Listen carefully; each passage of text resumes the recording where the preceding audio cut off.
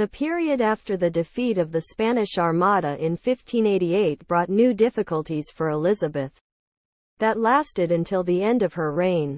The conflicts with Spain and in Ireland dragged on. The tax burden grew heavier, and the economy was hit by poor harvests and the cost of war. Prices rose and the standard of living fell.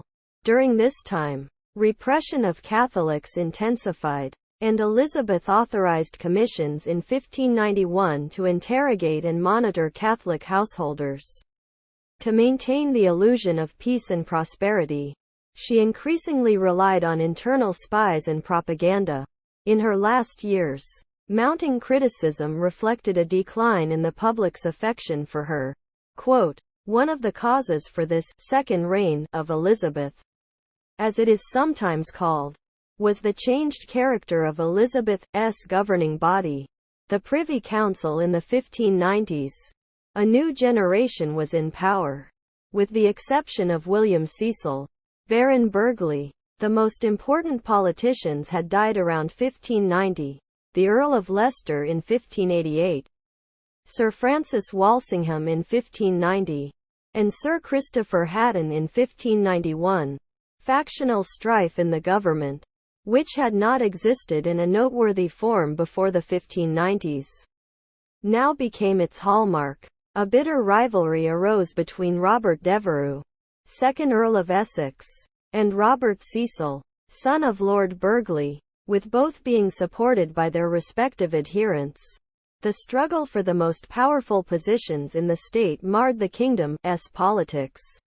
The Queen's personal authority was lessening, as is shown in the 1594 affair of Dr. Lopez, her trusted physician, when he was wrongly accused by the Earl of Essex of treason out of personal pique. She could not prevent the doctor's execution, although she had been angry about his arrest and seems not to have believed in his guilt. During the last years of her reign, Elizabeth came to rely on the granting of monopolies as a cost-free system of patronage, rather than asking Parliament for more subsidies in a time of war. The practice soon led to price-fixing, the enrichment of courtiers at the public's expense, and widespread resentment. This culminated in agitation in the House of Commons during the Parliament of 1601. In her famous Golden Speech of the 30th of November 1601 at Whitehall Palace to a deputation of 140 members, Elizabeth professed ignorance of the abuses, and won the members over with promises and her usual appeal to the emotions. Who keeps their sovereign from the lapse of error, in which, by ignorance and not by intent they might have fallen? What thank they deserve, we know, though you may guess. And as nothing is more dear to us than the loving conservation of our subjects' hearts, what an undeserved doubt might we have incurred if the abusers of our liberality, the thrallers of our people, the wringers of the poor, had not been told us. Quote, "This same period of economic and political uncertainty, however, produced an unsurpassed literary flowering in England. The first signs of a new literary movement had appeared at the end of the second decade of Elizabeth's reign, with John Lely's Euphues and Edmund Spenser's The Shepherd's Calendar in 1578. During the 1590s, some of the great names of English literature entered their maturity, including William Shakespeare and Christopher Marlowe. Continuing into the Jacobean era, the English theatre would reach its peak. The notion of a great Elizabethan era depends largely on the builders, dramatists, poets, and musicians who were active during Elizabeth's reign. They owed little directly to the Queen, who was never a major patron of the arts. As Elizabeth aged, her image gradually changed.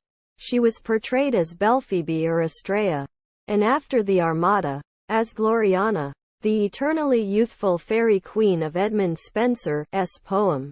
Elizabeth gave Edmund Spenser a pension. As this was unusual for her, it indicates that she liked his work.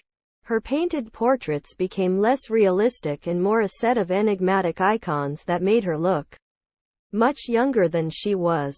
In fact, Her skin had been scarred by smallpox in 1562, leaving her half-bald and dependent on wigs and cosmetics.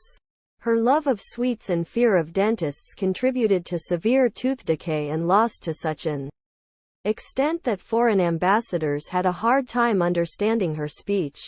André Hérault de Mace, ambassador extraordinary from Henry IV of France, reported an audience with the Queen, during which he noticed, "Her teeth are very yellow and unequal, and on the left side less than on the right.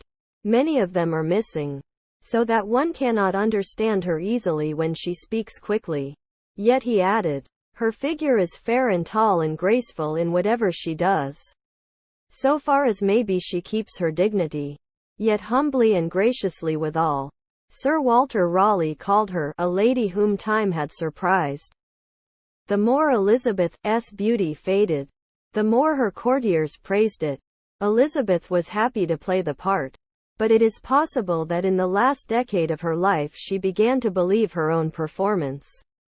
She became fond and indulgent of the charming but petulant young Earl of Essex, who was Leicester's stepson, and took liberties with her for which she forgave him.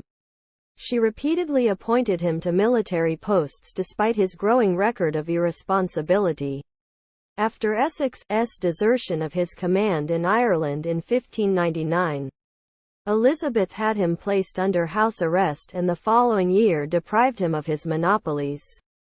In February 1601, Essex tried to raise a rebellion in London. He intended to seize the Queen, but few rallied to his support, and he was beheaded on the 25th of February. Elizabeth knew that her own misjudgments were partly to blame for this turn of events.